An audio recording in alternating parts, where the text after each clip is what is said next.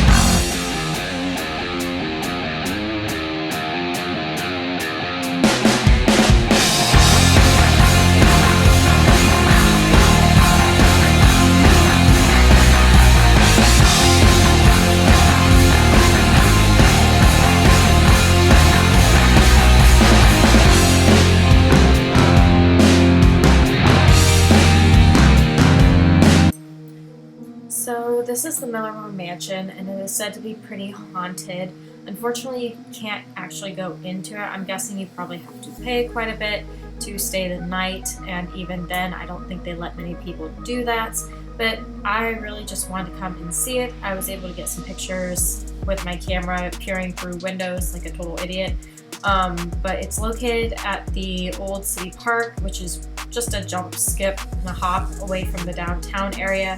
And it's a literal park of collected old historic homes. And it's interesting because in a lot of places you go to, for instance, like when I was in New Orleans, they really like to preserve history.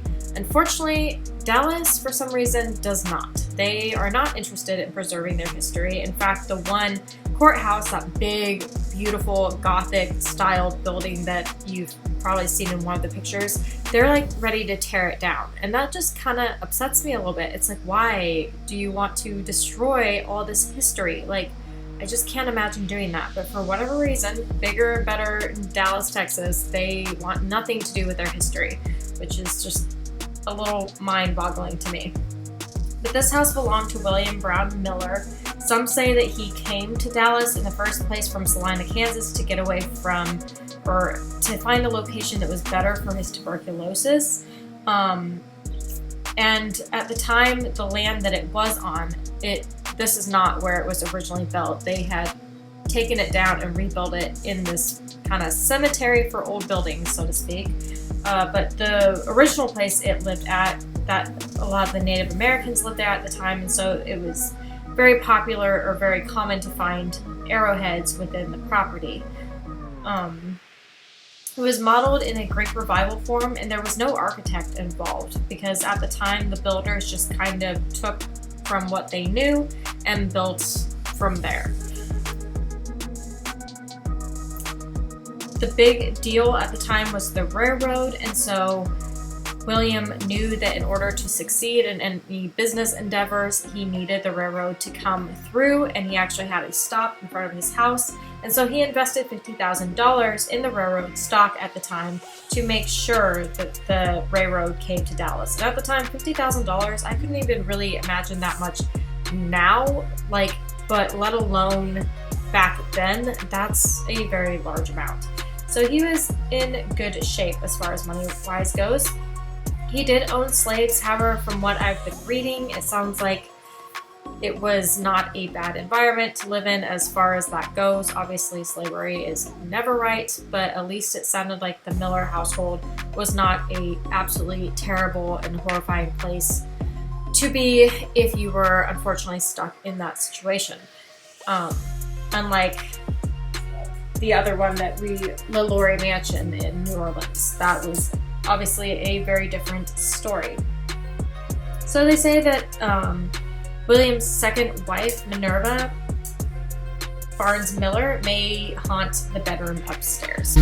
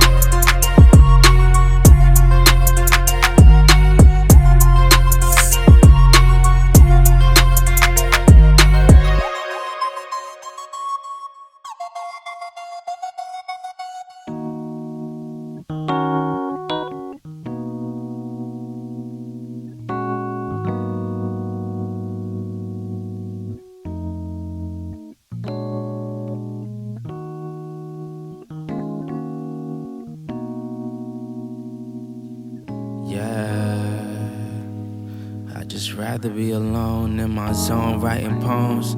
When I get in, I take a shower, read a book and feel empowered. Smoking on that sour got me counting down the hours, thinking of all the shit that they could do but won't allow us. Then I realized they all some fucking cowards. The world is ours, Me and my brother twin like the towers, and we want it now, never later. No more favors, done with all these traitors who be haters on the low. They just hate to see you grow, so I'd rather be alone in my zone, writing poems, cause I'm never on the road. And I'd rather stay at home, and life been moving fast lately, trying to get a grasp, and every day I'm mad lately. Never let it drive me crazy, do this for my old lady, yeah. They told us stay quiet, better close your lips. We never thought we'd get our chance to speak. So we just stay grinding, trying to hold our chips, and thank God for our chance to breathe. They told us stay quiet, better close your lips. We never thought we'd get our chance to speak. So we just stay grinding, trying to hold our chips, and thank God for our chance to breathe. So let us breathe in. See, ain't shit changed, but a bunch of people feel us. Reaching for the top, and now I ain't got no ceilings. Pour me up a cup or two so it can stop the bleeding. Roll me up a spliff or two, and now I'm hella weeded. Cause I'm feeling like I want it, but I don't know if I need it. Took a few L's, but that nigga undefeated. Same shit, different day, why this so repeated? If we don't talk no more, it's probably cause I felt mistreated. Bad enough I don't hear excuses, trust me you could keep it. Saw it coming from a mile away once I peeped it. Caught up in that drama, mama, I don't get between it. They be trying to turn it on you, damn they really tweaking. We broke, but we wealthy in ability and hopes fits. Bitch, no, we only need the brokerage. We only overage, overseeing all the dope shit. Killing these cats with they facilities. Flush down the drain, leaning through all 8 lives till that become they centerpiece. Unfold and be a masterpiece at half of all our faculties. We actually dope, you just don't know the half of we. We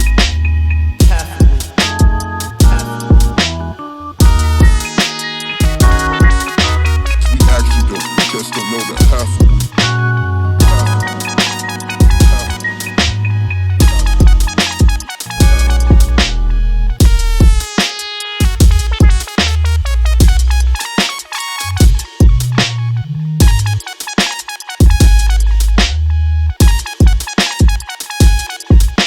They told us stay quiet, better close your lips. We never thought we'd get our chance to speak. So we just stay grinding, trying to hold our chips, and thank God for our chance to breathe. They told us stay quiet, better close your lips. We never thought we'd get our chance to speak. So we just stay grinding, trying to hold our chips, and thank God for our chance to breathe. So let us breathe in.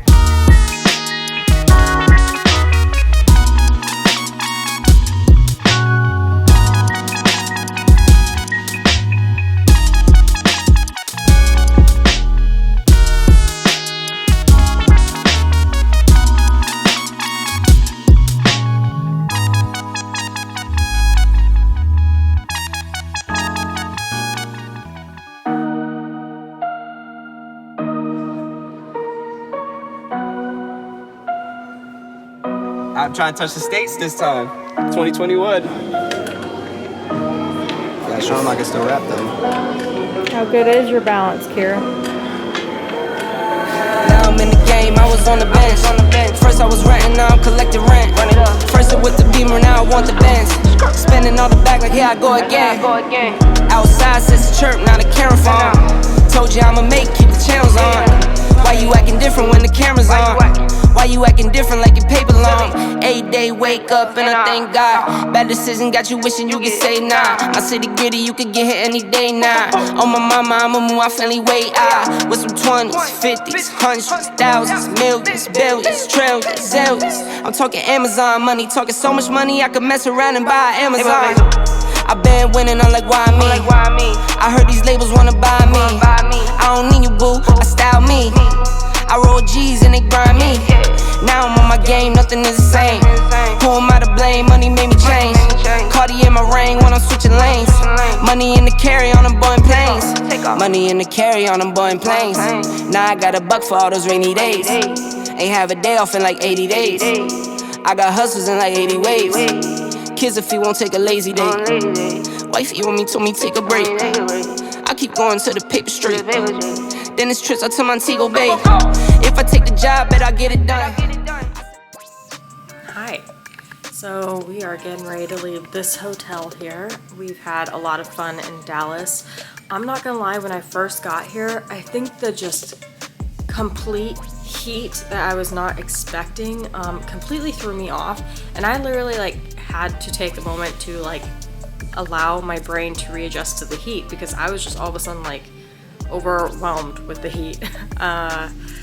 People warned me about that, but I was not expecting to be that affected by how hot it is here, and it's just a different level of hot. So I don't know how you Texans do it. You just have a thicker skin than the most of us do, because it was hot, and I was just like, I don't even feel like doing anything. I didn't feel like vlogging. I didn't feel like eating. I didn't feel like anything. I was just like, I just want fruit smoothies given to me constantly, because that was the only thing I actually felt like eating. It's crazy how when you're just like so hot, you just don't even feel like eating. So yeah, Wednesday night we went on a ghost tour that was really cool. It was called Dallas Terrors, and we had a really awesome tour guide. His name was Jesse, and he was very knowledgeable, very passionate about the hauntings around the city, and he just did a really awesome job. And so shout out to him. If you're ever in Dallas, definitely check out the Dallas ghost tours. It was definitely worth it. And there was just some really interesting stories that he was telling, and obviously, specifically, the assassination of JFK. We literally walked right by where it happened, and that was just an eerie, chilling feeling, because that's such a major event in our history that it was crazy. It was unsettling to see that, and just to, I don't know about any of you, but when you like are at a certain place where an event happened, you can almost just like see it replaying in your head. And I don't know, it's kind of eerie. There's another building that's right across the way from us that's like this old courthouse, which I'll pop up a picture somewhere, and that was really cool because there was actually a jail next door, and there's a black cat that guards that area, and it's there like almost every night, Jesse said, and we got to see it while we were on our ghost tour. He was just sitting in the back waving his little tail and sitting in the grass, and I'm like, yes, I love to see kitties guarding spaces, because I just feel like they are protecting it for some reason. That building did have just kind of an eerie presence though to it. Like when we were there, I could just feel like this heat on the back of my neck, and at one point I felt like this warmth kind of like grabbed my wrist. Kira, on the other hand, picked up on a smell before we even got to one location, which was interesting because she's like, do you smell that? And I didn't catch it because I wasn't right behind our tour guide, because our tour guide actually has something that like follows him from this one hotel, which is the Adolphus. And if any of you are familiar with Dallas, that's like a really fancy, like upscale, fancy pantsy hotel. And they were having their Mary Kay event, and so that was like a whole grand thing. And that hotel is very impressive. It's lovely, so pretty. But there's some ghosts that are attached to that hotel as well. But specifically for Jesse, it's a spirit that invokes the perfume of the hotel. So they have like this very specialized perfume that they had made specifically for the hotel. You can buy products with the same scent, but we were only catching sniffs of it, like here and there, and random places around the city. And it was funny, when Kira first started smelling it, it was right when we were about to head to that location. So it's like whatever it was knew that Jesse was coming. And so it gave that little brief smell. And then it hit again in the last destination that we were at a grave site.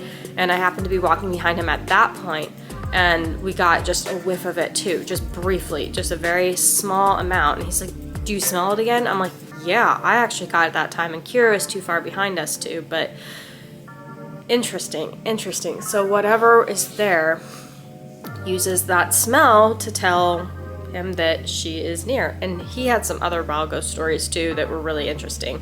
You can definitely tell that the paranormal has kind of been with him throughout his life, and that he's kind of doing the right thing by, you know, doing ghost tours, because he's right within his element. The driving down here is absolutely insane. Once you get out of kind of the downtown area, it's a lot better, but oh my god. I guess I'm just not used to having like 5-6 lanes. We're used to like 3, maybe 4 in some areas, but not that many lanes. So I think it's just an adjustment as far as when you need to get over, how fast you need to get over. Like, people don't use their blinkers here. It's all over the place, and the exits, like on the map, don't really match with the sign always, and so it's just like kind of confusing. And I'm not gonna lie, I am a terrible driver when it comes to directions. Most of the time I struggle. I just was not given that gift. I have no directional compass whatsoever in this head of mine, and so all these roads and these turnoffs and these exits and the big old bridges, which are really super cool, but we've been getting turned around a little bit down here. Not terrible, but definitely a little bit. And I'm just like, these drivers, man, they're just all over the place. But you kind of have to be in the way that it's set up. So, yeah, heat and the drivers are my only complaints. But other than that, it's been a really lovely time. Everyone we've met has been really nice. Yeah, so now we're heading to our other hotel today. We checked out some of the museums, which you'll see pictures of and all that kind of stuff, which was really cool. And then Six Flags. We did Six Flags on Thursday over Texas, and really awesome. Love amusement parks, and was doing really well until the very last ride that we rode on, which was, what was it called? Titan. So any of you amusement park enthusiasts probably know what Titan is. You've maybe even ridden it. Well, I've never had problems with rides before, but I about passed out on that one. No kidding. In the middle of the ride, and it doesn't look like that intimidating, but the G-force on those banking turns, oh my God, the amount of pressure it was putting on my brain.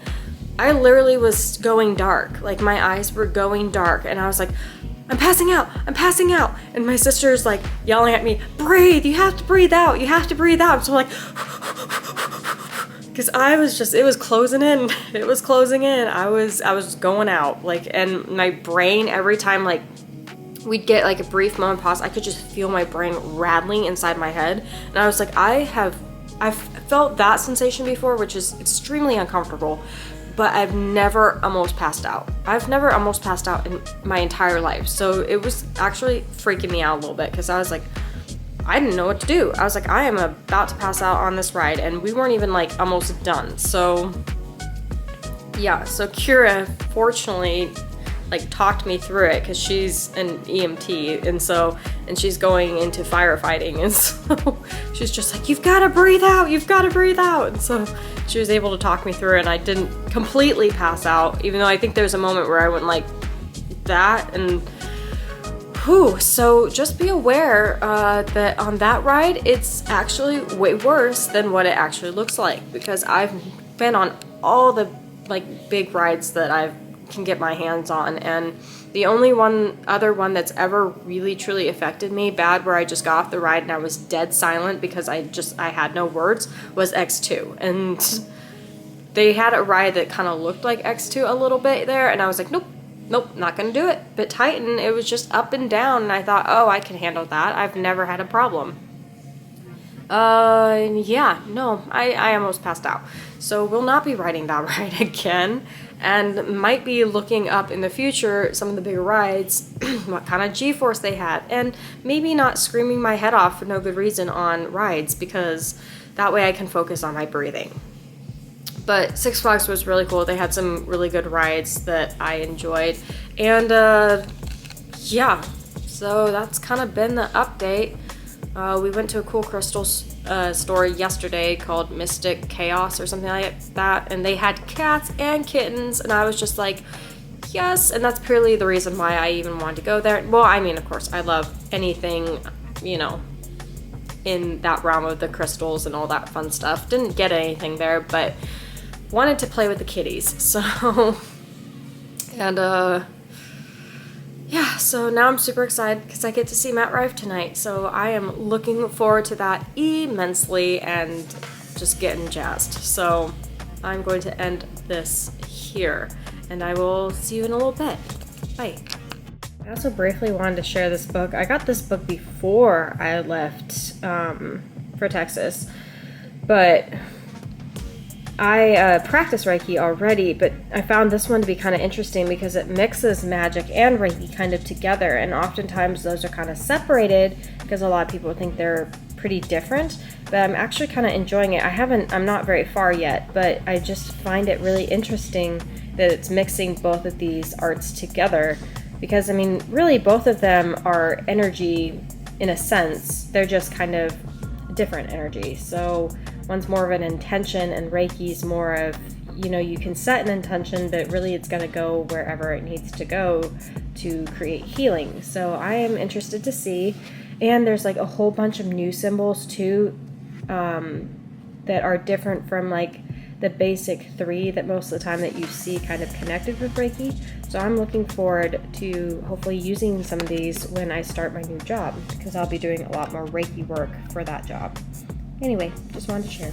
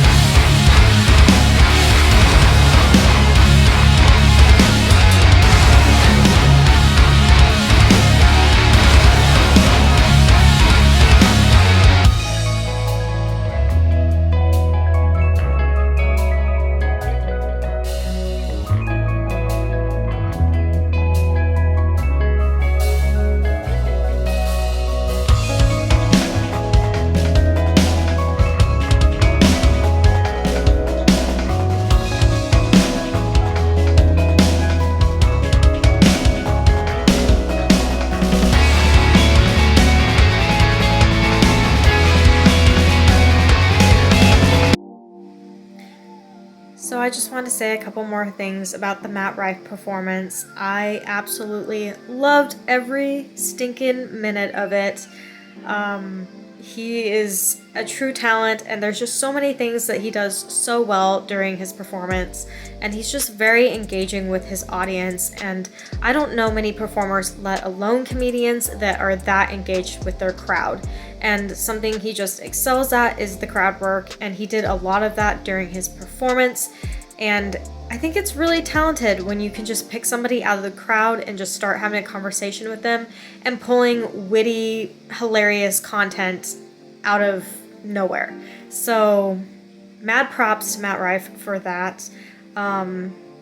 It was so funny because the two people that kind of started out his performance, I think there are a couple of his buddies that travel with him quite often, and they were really funny and stuff, but the minute Matt Rife came on, it was like that was the fastest hour and a half I've ever had in my entire life, because I just was laughing the entire time, and time flew by so fast. Next thing I knew, he was like, thanks for coming out, you know, I hope everyone enjoyed it, and I'm like, what? It's over already? Like, I could have listened to him for another couple hours. I mean, I could listen to him for longer than a couple hours, but seriously, it was just over so fast, but I enjoyed every single minute of it. And yeah, oh man, I don't have enough nice things to say about Matt Rife, and I think despite what people tend to say about him, I think he probably is a very genuine human being. It was also kind of cool to see him at the beginning. He was being a little bit more open and vulnerable about some of the stuff he's been dealing with lately as far as anxiety goes, and just as far as having major sleep problems. And I think in the past it's been a little bit hard for Matt to open up about that kind of stuff, just because he's not one, I don't think, to like want a pity party from anybody. But it just makes him that much more relatable, because I can't tell you how many people deal with anxiety and stress, and for people that have reached that success tier and use their platform to also kind of educate people and to allow people to feel like they can share their stories, it just makes me love him all the more. And so also mad props for that, because being vulnerable is not an easy thing to do. And you know, he was talking about how, yeah, he shouldn't be saying that kind of stuff because he has the opportunity to have a job that he loves, he gets to travel all over, and he gets to have all these, you know, major experiences. But at the same time, it's like, Matt, you're still just human, you know? Like, you still have basic human, like, necessities, such as sleep. And, you know, yeah, I'm sure he does live a very stressful life. Like, we don't see all the behind the scenes stuff. We just see him get on stage and do his badass performance, but we don't understand all the other stresses that come behind that kind of lifestyle. And so to be, you know, honest about that, I really appreciated seeing that. And oh man, what else? I mean, he's just hilarious. He's just straight up funny, and maybe someday I'll actually get to meet him, like have some kind of interaction. That would be really cool. Man, I wish I could interview him. That would be like the ultimate fucking awesome thing. But I will take sitting in the second row watching him do his thing any day of the week. So yeah, I highly enjoyed it. He did a great job, and I will continue to be a Matt Rife girly for a long time to come, I think. So yeah, I think that's about it. I don't have enough nice things to say about him, but this would just get kind of obnoxious at a certain point, so we're gonna probably end it there. And oh, I did find it funny though, because he bashed Kansas City a little bit, which is obviously where I'm from. And so right before the performance had started, I was talking to the two women on both sides of me, and we were just talking about, you know, what we did and where we came from. And of course I said Kansas City, and then he comes out and was talking about how he was making one joke, and of course in Oklahoma everybody laughed and thought it was absolutely hilarious. But he said when he was in Kansas City, it did not come across the same way. And I was like, way to go, Kansas City. Way to represent. Like, gosh dang it.